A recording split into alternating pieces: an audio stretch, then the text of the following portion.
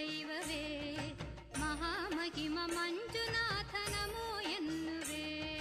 ಭೂಮಿಗಿಳಿದ ಕೈಲಾಸ ನಿನ್ನ ಸನ್ನಿಧಿ, ನೇತ್ರಾವತಿ ನದಿ ಇದುವೆ ಆಸುರ ನದಿ.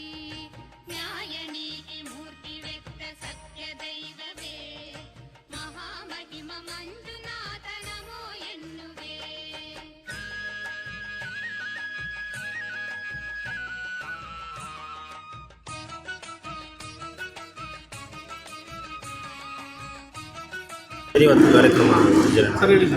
ಸರ್, ಏನು ನಮ್ಮ ಧರ್ಮಸ್ಥಳ ಕ್ಷೇತ್ರದ ಬಗ್ಗೆ, ಹೆಗ್ಡೆಯವ್ರ ಬಗ್ಗೆ ಕೆಲವು ಜನ ಏನು ಒಂದು ಯೂಟ್ಯೂಬು ಚಾನಲ್ ಒಂದು 32 ನಿಮಿಷದ ಬಂದಮೇಲೆ ಪರ ವಿರೋಧಗಳು ಹೆಚ್ಚಾಗಿ ನಾವು ಎಚ್ಚೆತ್ಕೊಂಡು ಒಂದು ಕಾರ್ಯಕ್ರಮ ಮಾಡೋಂಥ ಒಂದು ಅವಕಾಶ ಸಿಕ್ತು. ಏನು ಹೊಸಕೋಟೆಯಲ್ಲಿ ಧರ್ಮಸ್ಥಳ ಹಿತರಕ್ಷಣಾ ವೇದಿಕೆಯವರು ಒಂದು ಕಾರ್ಯಕ್ರಮ ನಡೆಸಿದರು. ಈ ಕಾರ್ಯಕ್ರಮಕ್ಕೆ ಹೊಸಕೋಟೆ ಎಲ್ಲ ಜನ ಬಂದು ಕಾರ್ಯಕ್ರಮನ ಯಶಸ್ವಿ ಮಾಡಿಕೊಂಡಿದ್ದಾರೆ. ನಾನು ಈ ಮಾಧ್ಯಮದ ಮೂಲಕ ಹೇಳೋಕ್ಕೆ ಇಷ್ಟಪಡೋದು ಒಂದೇ, ಕೆಲವರು ಅದು ಹಿಂದೂ ಟೆಂಪಲ್ ಅಲ್ಲ, ಜೈನರ ಟೆಂಪಲು ಅಂತ. ಆ ಜೈನರು ಅಂಥ ಒಳ್ಳೆ ನಮ್ಮ ಒಂದು ಹಿಂದೂ ದೇವಸ್ಥಾನ, ನಮ್ಮ ಪರಮೇಶ್ವರ ಈಶ್ವರನ ದೇವಸ್ಥಾನ ಮಾಡಿಕೊಟ್ಟಿದ್ದಾರೆ. ಆ ಜೈನ ಸಮುದಾಯಕ್ಕೆ ನಾನು ಹೃತ್ಪೂರ್ವಕವಾಗಿ ನಾನು ಧನ್ಯವಾದಗಳು ಹೇಳ್ತೀನಿ. ಆ ಜೈನ ಸಮಾಜನ ನಾವು ಗೌರವಿಸ್ಬೇಕು ಇನ್ಮೇಲೆ. ಆ ಥರ ಒಂದು ನಮಗೆ ಸಮೀರ್ ಅವರು ಜೈನ ಸಮುದಾಯದಲ್ಲಿ ಹೇಳ್ಕೊಟ್ಟಿದ್ದಾರೆ. ಆದರೆ ಆ ಸಮೀರ್ ಗೊತ್ತಿಲ್ಲ, ನಮ್ಮ ಕರ್ನಾಟಕ ರಾಜ್ಯ, ನಮ್ಮ ಭಾರತದ ಪ್ರಜೆಗಳು ಜೈನರನ್ನೇ ಅಲ್ಲ, ಒಬ್ಬ ಶಿರಡಿ ಸಾಯಿಬಾಬಾನ ಇಲ್ಲಿಕ್ಕೊಂಡು ಪೂಜೆ ಮಾಡ್ತೀವಂತ ಅವನಿಗೆ ಗೊತ್ತಿಲ್ಲ.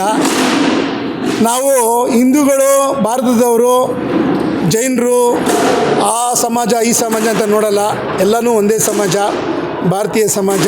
ಅದರಲ್ಲೂ ಈಶ್ವರ ಅಂದರೆ ಎಲ್ಲರಿಗೂ ಉಸಿರಿದ್ದಂಗೆ ಅಂತ ಒಂದು ಧರ್ಮಸ್ಥಳನ ಕೆಟ್ಟ ಹೆಸರು ತರಕ್ಕೆ ನಾವು ಬಿಡೋದಿಲ್ಲ.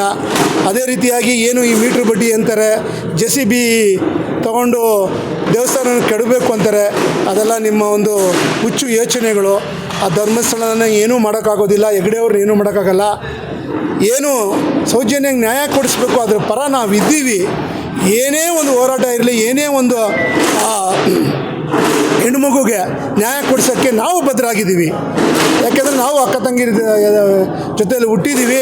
ಅದೇ ರೀತಿ ನಿಮ್ಮ ಏನೋ ಒಂದು ಕೆಟ್ಟ ಆಲೋಚನೆಗಳಿದೆ, ಕ್ಷೇತ್ರಕ್ಕೆ ಮಸಿ ಬೆಳಿಬೇಕು, ವೀರೇಂದ್ರ ಹೆಗ್ಡೆಯವರು ಮಸಿ ಬೆಳಿಬೇಕು, ಅದೆಲ್ಲ ಏನೂ ಸಾಧ್ಯನೇ ಇಲ್ಲ. ನಾನು ಹೇಳಿದೆ, ಅಲ್ಲಿ ಊಟ ಬಡಿಸಿ ಗುಡಿಸೋಂಥ ಅವನ ಒಂದು ಕೂದಲನ್ನು ತಾವು ಅಲ್ಲಾಡ್ಸೋಕ್ಕಾಗೋದಿಲ್ಲ.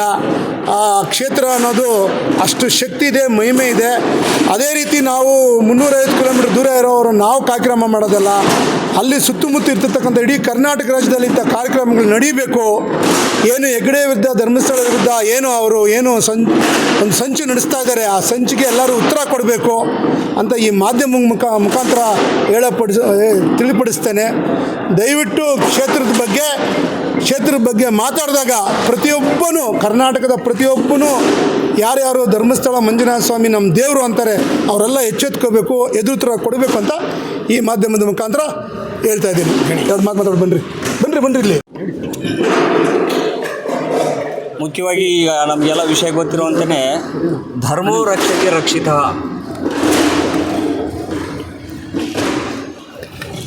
ಧರ್ಮವನ್ನು ನಾವು ರಕ್ಷಣೆ ಮಾಡಿದರೆ ಧರ್ಮ ನಮ್ಮನ್ನು ರಕ್ಷಣೆ ಮಾಡುತ್ತೆ.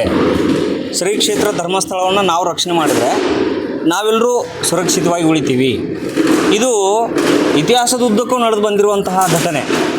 1000 ಸುಳ್ಳನ್ನು ಹೇಳಿದರೆ ಒಂದು ಸತ್ಯ ಆಗುತ್ತೆ ಅನ್ನುವಂಥದ್ದು ಬ್ರಿಟಿಷರ ಗಾದೆ ಮಾತು. ಬ್ರಿಟಿಷರಿಗಿಂತ ಮೊಘಲ ಆಡಳಿತ ಮಾಡಿದಂತಹ ಮೊಘಲರು ನಮ್ಮ ದೇವಸ್ಥಾನಗಳನ್ನು ಧ್ವಂಸ ಮಾಡಿದರು. ಆ ಮೂಲಕ ಭಾರತೀಯ ಸಂಸ್ಕೃತಿಯನ್ನು ನಾಶ ಮಾಡ್ತೀವಿ ಅನ್ನೋಂಥ ಪ್ರಯತ್ನ ಅವ್ರು ಮಾಡಿದರು, ಆಗಲಿಲ್ಲ. ಅದಾದಮೇಲೆ ಬ್ರಿಟಿಷರು ಆಡಳಿತ ಪ್ರಾರಂಭ ಆದಾಗ ಅವರು ನಮ್ಮ ಮೇಲೆ ಬೌದ್ಧಿಕ ದೌರ್ಜನ್ಯವನ್ನು ಮಾಡಿದರು, ಮಾನಸಿಕವಾಗಿ ಹಲ್ಲೆ ಮಾಡಿದರು. ಭಾರತ ದೇಶವೇ ಅಲ್ಲ, ಹಿಂದೂ ಧರ್ಮ ಅದೊಂದು ಧರ್ಮವೇ ಅಲ್ಲ, ಈ ರೀತಿ ವಿಶ್ವವಿಖ್ಯಾತ ಆಗಿರುವಂತಹ ವಿವೇಕಾನಂದರಿಗೆ ಅವಮಾನ ಮಾಡುವಂತಹ ಕಾರ್ಯಗಳನ್ನು ಮಾಡಿದರು. ರಾಮಕೃಷ್ಣ ಪರಮಹಂಸರು ಅವರ ಜೀವನದಲ್ಲಿ ಬಹಳ ಪ್ರಮುಖವಾಗಿರುವಂಥ ಒಂದು ಕಥೆಯನ್ನು ರೂಪದಲ್ಲಿ ಹೇಳ್ತಾರೆ. ಯಾವ ರೀತಿ 1000 ಸುಳ್ಳು ಹೇಳಿ ಅದನ್ನು ಒಂದು ಸತ್ಯ ಮಾಡಲಿಕ್ಕೆ ಹೋಗ್ತಾರೆ. ಈ ಒಂದು ಕೇಸನ್ನು ಇಟ್ಕೊಂಡು ಇದು ಪದೇ ಯಾವ ರೀತಿ ಅದನ್ನು ಪುನರಾವರ್ತಿಸಿ ಸಮಾಜದಲ್ಲಿ ಬಿತ್ತರಿಸುವಂಥ ಕೆಲಸ ಮಾಡ್ತಾರೆ. ಇದನ್ನು ಸತ್ಯ ಮಾಡಲಿಕ್ಕೆ ಹೊರಟಿದ್ದಾರೆ. ಅದು ಅಧರ್ಮ ಯಾವತ್ತಿಗೂ ಧರ್ಮ ಆಗಲಿಕ್ಕೆ ಸಾಧ್ಯ ಇಲ್ಲ. ಹಾಗಾಗಿ ಇಲ್ಲಿ ನಾವು ಮುಖ್ಯವಾಗಿ ತಿಳ್ಕೊಳ್ಬೇಕಾಗಿರುವಂಥದ್ದು, ಇವತ್ತಿನ ವ್ಯವಸ್ಥೆಯಲ್ಲಿ ಈ ನಮ್ಮ ಧರ್ಮ ಕಾರ್ಯಕ್ಕೆ ಚ್ಯುತಿ ಮಸಿ ಬಳಿಯುವಂತಹ ಕೆಲಸ ಅದು ಮೆಕಾಲೆ ಶಿಕ್ಷಣದ ಮೂಲಕ ಇಲ್ಲಿ ಕಾರ್ಯಕ್ರಮ ನಡೆದಂಥ ಸಂದರ್ಭದಲ್ಲಿ ಸುಮಾರು ಜನ ಎಲ್ಲರೂ ಮಾತಾಡಿದರು. ಜೈನ, ಇಸ್ಲಾಂ ಮತ ಯಾವುದೇ ಇರಲಿ, ಮಾನ್ಯ ಹೂವೆ ಶೇಷಾದ್ರಿ ಅಂತೇಳಿ ಒಬ್ಬರು ಸಂಘದ ಹಿರಿಯ ಪ್ರಚಾರಕರಿದ್ದರು. ಅವರಿಗೆ ಇದೇ ರೀತಿ ಒಂದು ಪ್ರಶ್ನೆ ಕೇಳಿದಾಗ ಹಿಂದೂಗಳಂದ್ರೆ ಯಾರು ಅಂತ ಕೇಳಿದರು. ಅವ್ರು ಹೇಳಿದರು, ಯಾರು ಜಮ್ಮು ಕಾಶ್ಮೀರದಿಂದ ಕನ್ಯಾಕುಮಾರಿವರೆಗೆ ಈ ಭಾರತ ದೇಶದಲ್ಲಿ ಹುಟ್ಟಿದಾರೋ ಅವರೆಲ್ಲರೂ ಹಿಂದೂಗಳೇ. ಅವ್ರು ಯಾವುದೇ ಮತದವ್ರು ಇರ್ಬೋದು, ಯಾವುದೇ ಜಾತಿಯವರು ಇರ್ಬೋದು, ಯಾವುದೇ ಪೂಜಾ ಪದ್ಧತಿಯನ್ನು ಅನುಸರಿಸ್ಬೋದು, ಅವ್ರದ್ದು ಏನೇ ಪದ್ಧತಿ ಇರ್ಬೋದು. ಆದ್ರೆಲ್ಲರೂ ಹಿಮಾಲಯಂ ಸಮಾರಭ್ಯಂ ಯಾವದಿಂದೂ ಸರೋವರಂ ತಮ್ಮ ದೇವನಿರ್ಮಿತಂ ದೇಶಂ ಹಿಂದೂಸ್ತಾನಂ ಪ್ರಚಕ್ಷತೆ ಉತ್ತರಂ ಯತ್ ಸಮುದ್ರೇಶ ಹಿಮಾದ್ರೇಶಿವ ದಕ್ಷಿಣಂ ವರ್ಷಂ ತದ್ ಭಾರತಂ ನಾಮ ಭಾರತೀಯತ್ರ ಸಂತತಿ. ಇಲ್ಲಿ ಹುಟ್ಟಿದವರು ಎಲ್ಲರೂ ಭಾರತೀಯರೇ, ಎಲ್ಲರೂ ಹಿಂದೂಗಳೇ, ಎಲ್ಲ ಒಂದೇ ಧರ್ಮದವರೇ. ಇಂತಹ ಪದ್ಧತಿ ಇಟ್ಕೊಂಡು ಇವತ್ತು ಎಷ್ಟು ಜನ ಇಲ್ಲಿ ಉಪಾಧ್ಯಕ್ಷರಾಗಿರುವಂತಹ ಮಾತೆ ಆ ಹೆಣ್ಣು ಮಗಳು ಇಸ್ಲಾಂ ಧರ್ಮದವ್ರು ಆದರೂ ಅವ್ರು ಎಷ್ಟು ಚೆನ್ನಾಗಿ ಮಾತಾಡಿದರು. ಇದು ನಾವೆಲ್ಲರೂ ಸೇರಿ ಒಗ್ಗಟ್ಟಾಗಿದ್ದಾಗ ನಮ್ಮ ದೇಶ, ನಮ್ಮ ಧರ್ಮ ಸುರಕ್ಷಿತವಾಗಿರುತ್ತೆ, ಧರ್ಮಕ್ಕೆ ಯಾವತ್ತೂ ಜಯ ಆಗುತ್ತೆ. ಈ ರೀತಿ ಮಸಿ ಬೆಳೆಯುವಂಥವ್ರು, ಕುತಂತ್ರ ಮಾಡುವಂಥವ್ರು, ಷಡ್ಯಂತ್ರ ಮಾಡುವಂಥವ್ರು ಕಾಲಕ್ಕೆ ಸರ್ವನಾಶ ಆಗ್ತಾ ಹೋಗ್ತಾರೆ. ಜೈ ಭಾರತ್. ಒಂದೇ ಹೃದಯ ತುಂಬಿ ನಮಿಸಬೇಕು ಅಂತ ಅನಿಸ್ತಾ ಇದೆ. ಕಾರ್ಯಕ್ರಮ ನಾವು ಆಯೋಜನೆ ಮಾಡೋಕ್ಕೆ ಯೋಚನೆ ಮಾಡಿದಾಗ ನಮ್ಮ ಹಿಂದೂಗಳನ್ನ ಎಷ್ಟು ಬಡ್ದು ಎಬ್ಬಿಸಿದ್ರೂ ಕಷ್ಟ ಅಂತ ಅನಿಸುತ್ತೆ. ನಾನು ಸಾಕಷ್ಟು ಕಾರ್ಯಕ್ರಮಗಳಿಗೆ ನಾನು ಹೇಳ್ತಾನೆ ಇದ್ದೀನಿ, ನನ್ನ ಧರ್ಮ ಮತ್ತು ನನ್ನ ದೇಶದ ವಿಚಾರ ಬಂದಾಗ, ನಮ್ಮ ಸೈನಿಕರ ವಿಚಾರ ಬಂದಾಗ ದಯವಿಟ್ಟು ನಿಮ್ಮ ಪಕ್ಷ ಅತೀತವಾಗಿ ಎಲ್ಲ ಪಕ್ಷ, ಆ ಪಕ್ಷ ಈ ಪಕ್ಷ ಅವೆಲ್ಲವನ್ನು ಪಕ್ಕಕ್ಕಿಟ್ಟು ಬದಿಗಿಟ್ಟು ಕರೆ ಕೊಟ್ಟಾಗ ಬಂದ್ರಪ್ಪ ಅಂತ ಸಾಕಷ್ಟು ಸಾರಿ ಕೇಳಿರ್ತೀನಿ. ಇಲ್ಲಿ ಕಾರ್ಯಕ್ರಮದ ಮೊದಲಿಗೆ ಹಾಗೆ ಅನಿಸ್ತು. ನಾವು ಅಂದ್ಕೊಂಡ ಸಮಯಕ್ಕೆ ಕಾರ್ಯಕ್ರಮ ಪ್ರಾರಂಭ ಆಗಲಿಲ್ಲ. ಯಾಕೆ ಹೀಗೆ ನಾವು ತಪ್ಪು ಮಾಡ್ತಾಯಿದ್ದೀವ? ನೀನು ನಾಸ್ತಿಕರಾಗ್ಬಿಟ್ಟು ಇದ್ದಿದ್ದಂಗೆ ಯಾವುದೋ ಒಂದು 10-15 ನಿಮಿಷ ವೀಡಿಯೋ ಓಡಾಡೋದಕ್ಕೆ ಇಷ್ಟೊಂದು ಕುಗ್ಗೋಯ್ತಾ ನಮ್ಮ ಹಿಂದೂ ಮನಸ್ಥಿತಿಗಳು ಅಂತ ಅನಿಸ್ತು. ಕಾರ್ಯಕ್ರಮ ಪ್ರಾರಂಭ ಆದಮೇಲೆ ಗೊತ್ತಾಯಿತು, ಪೂರ್ವಿಕರು ಸ್ವಾತಂತ್ರ್ಯಕ್ಕೂ ಮೊದಲು ಆಂಗ್ಲರು ಬಂದರು, ಮುಸಲ್ಮಾನರು ಬಂದರು, ಅರಬ್ರು ಬಂದರು, ಬ್ರಿಟಿಷರು ಬಂದರು, ನಮ್ಮನ್ನು ಅಧಂಪತ ಮಾಡೋದಕ್ಕೋಸ್ಕರ ತುಳಿತಾ ಬಂದರು. ಆದರೆ ಆ ಅನಾದಿ ಕಾಲದಿಂದನೂ ಸಹ ಈ ಕ್ಷಣದವರೆಗೂ ಭಾರತ ದೇಶಕ್ಕೆ ಏನೂ ಆಗಲಿಲ್ಲ. ಅವ್ರು ತುಳಿದಷ್ಟು ಎತ್ತರಕ್ಕೆ ಬೆಳಿತಾನೆ ಇದೆ. ಸ್ವಾಮಿ ವಿವೇಕಾನಂದ ಅವರು ಒಂದು ಕಡೆ ಹೇಳ್ತಾರೆ, 100 ಜನ ತರುಣ ನಾನು ಕೊಡಿ, ನಮಗೆ ಭಾರತದ ಭವಿಷ್ಯನ ಬದಲಾಯಿಸ್ತೀನಿ ಅಂತ ಹೇಳ್ತಾಯಿದ್ರು. ಆಗ ಈಗ ಈ ಒಂದು ನರೇಂದ್ರ ಮೋದಿ ಅವರು ಬಂದಾಗ ನಮಗೆ ಕಾಣ್ತಾ ಇದೆ, ಆ 100 ಜನರು ನಮ್ಮ ನಡುವೆ ಇದ್ದೀವಿ. ಇಂಥ ತಿಮ್ದೊಡ್ಡಿ, ನಾನು ಮಹೇಶ್ ಶೆಟ್ಟಿ, ಸಮೀರು, ಮತ್ತೊಬ್ಬ ಮಟ್ಟಣ್ಣ, ಅವಂಥವ್ರು ಸಾವಿರ ಬಂದ್ರೂ ಬರೀ ಹುಳಗಳು ಅಷ್ಟೇ. ಅವರು ಕೈಯಲ್ಲಿ ಆಗದೆ ಇದ್ದವರು ಮೈಯೆಲ್ಲ ಪರ್ಚ್ಕೊಂಡ್ರು ಅಂತ ಅನ್ನಂಗೆ. ಅವ್ರು ನ್ಯಾಯ ಕೊಡಿ ಸೌಜನ್ಯಪ್ಪವ್ರಿಗೆ ಒಂದು ವರದಿ ಕೇಳಿ ಅವ್ರ ಹತ್ರ. ನೀವು ಮಾಧ್ಯಮದವರು ನ್ಯಾಯ ಬೇಕಪ್ಪ, ಓಕೆ ವರದಿ ಕೊಡಿ, ಒಂದು ಏನಂತ ಬೇಕು ನ್ಯಾಯ, ನಿಮ್ಗೆ ಏನು ಅನ್ಯಾಯ ಆಗಿದೆ ಅಂತ ಕೇಳ್ರಿ. ಅವ್ರ ಹತ್ರ ಉತ್ತರನೇ ಇಲ್ಲ. ದೇವಾಲಯನ ಸರ್ಕಾರ ಕೊಟ್ಬಿಡ್ರಿ, ಫ್ರೀ ಕ್ಷೇತ್ರನ ಧರ್ಮಸ್ಥಳನ ಕೋಟ್ಯಾಂತರ ರೂಪಾಯಿದ್ರಲ್ಲಿ ಆದಾಯ ಇದೆ, ಸರ್ಕಾರ ಕೊಟ್ಬಿಡಿ. ಮುಜರಾಯಿ ಇಲಾಖೆನಲ್ಲಿರುವಂಥ ದೇವಾಲಯಗಳು ಯಾವಷ್ಟು ಅಭಿವೃದ್ಧಿ ಹೊಂದುತ್ತಾ ಇದ್ದಾವೆ, ಅದರಲ್ಲಿ ಏನು ನೋಡ್ತಾ ಇದ್ದೀವಿ ಎಲ್ಲ ಇಡೀ ಸಮಾಜ ಗಮನಿಸ್ತಾ ಇದೆ. ಇವ್ರು ನುಂಗೋದಕ್ಕೊಂದು ಅವಕಾಶ ಬೇಕು, ಅದು ಅಷ್ಟೇ. ಅಲ್ಲಿ ಆಗ್ತಾ ಇರುವಂಥ ಏಳಿಗೆನ ಸಹಿಸ್ಕೊಳ್ಳೋಕ್ಕಾಗ್ತಾ ಇಲ್ಲ. ಕೋಟ್ಯಾಂತರ ಜನ ಶ್ರೀ ಕ್ಷೇತ್ರದಿಂದ ಬರ್ತಾ ಇರುವಂತಹ ಆದಾಯದಲ್ಲಿ ಈಗಾಗಲೇ ಗ್ರಾಮ ಅಭಿವೃದ್ಧಿ ಯೋಜನೆಗಳಾಗ್ಬೋದು, ಮಹಾತ್ಮ ಗಾಂಧಿ ಅವ್ರು ಕಂಡಂಥ ಕನಸು ಅದು. ಆ ಕನಸನ್ನು ಆ ಕ್ಷೇತ್ರ ಮಾಡ್ತಾ ಇದೆ. ಇಲ್ಲಿ ನಮ್ಮ ಕಾರ್ಯಕ್ರಮದಲ್ಲಿ ಮಾತೆಯರು ಸಹ ಮಾತಾಡಿದ್ರು, ಅದರಿಂದ ಎಷ್ಟು ಬೆನಿಫಿಷಿಯನ್ ಪಡ್ಕೊಂಡಿದ್ದಾರೆ, ಎಷ್ಟೆಲ್ಲ ಉಪಯೋಗ ಆಗಿದೆ. 1 ಲಕ್ಷ ಸಾಲ ತಗೊಂಡ್ರೆ ವರ್ಷಕ್ಕೆ ಬರೀ 4,000 ಬಡ್ಡಿ, 5,800 ರೂಪಾಯಿ, ಬರೀ 5,000 ಅಷ್ಟರೊಳಗಡೆನೇ ಇರ್ತದೆ. ಅವನ್ಯಾವನೋ ಮೀಟ್ರ್ ಬಡ್ಡಿ ಅಂತ ಹೇಳ್ದ, ಅವನಿಗೆ ಜಯಣ್ಣವ್ರು ಹೇಳ್ದಂಗೆ ಅದ್ರ ಅರ್ಥ ಗೊತ್ತಿಲ್ಲ, ಬಾಯಿಗೆ ಏನು ಬರ್ತದೆ ಅದನ್ನು ಮಾತಾಡೋದು ಅಷ್ಟೇ.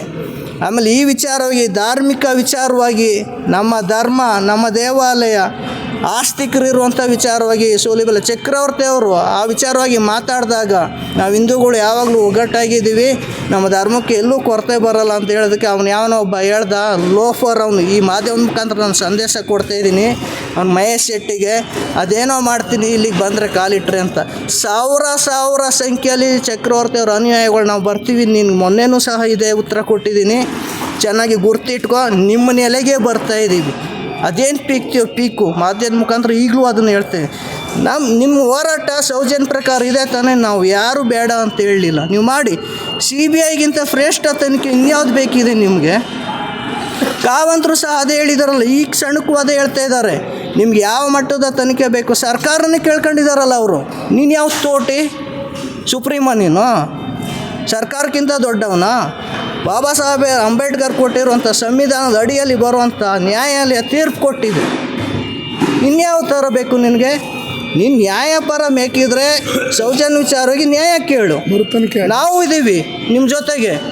ದೇವಾಲಯದ ವಿಚಾರವಾಗಿ, ಚಕ್ರವರ್ತಿ ಅವ್ರ ವಿಚಾರವಾಗಿ, ಆ ಕ್ಷೇತ್ರದ ವಿಚಾರವಾಗಿ, ಹೆಗ್ಡೆ ಅವ್ರ ವಿಚಾರವಾಗಿ ನೀನು ಯಾವನು ಮಾತಾಡೋದಕ್ಕೆ? ನಾನೊಬ್ಬ ಪ್ರಶ್ನೆ ಮಾಡ್ತಾಯಿಲ್ಲ, ಇಡೀ ಕರ್ನಾಟಕ ಪ್ರಶ್ನೆ ಮಾಡ್ತಾಯಿದ್ದೆ ನಿನಗೆ. ಇವೆಲ್ಲವೂ ಚೆನ್ನಾಗಿರಲ್ಲ. ನೀನಾಗಿರೋ ಧಾರ್ಮಿಕ ವಿಚಾರವಾಗಿ, ಆ ಸ್ಥಳದ ವಿಚಾರವಾಗಿ, ಕ್ಷೇತ್ರದ ವಿಚಾರವಾಗಿ ಅವಹೇಳನಕಾರಿ ಇವತ್ತರ ರಾಂಗ್ ಮೆಸೇಜ್ ಕೊಡೋದನ್ನು ತಪ್ಪು ನಿಲ್ಲಿಸು ಅದನ್ನು ಅಂತ ನಾನು ಈ ಮುಖಾಂತರ ನಿಮಗೆ ಕೇಳ್ಕೊಳ್ತಾ ಇದ್ದೀನಿ. ಈ ಕಾರ್ಯಕ್ರಮಕ್ಕೆ ಸಾಕಷ್ಟು ಸಂಖ್ಯೆಯಲ್ಲಿ ಭಾಗವಹಿಸಿ ಕಾರ್ಯಕ್ರಮ ಯಶಸ್ವಿಗೊಳಿಸಿದ್ದೀರಾ. ಈ ಥರ ಕಾರ್ಯಕ್ರಮ ಬರೀ ಹೊಸಕೋಟೆಗೆ ಮಾತ್ರ ಮೀಸಲಾಗಬಾರ್ದು, ಇಡೀ ರಾಜ್ಯದಾದ್ಯಂತ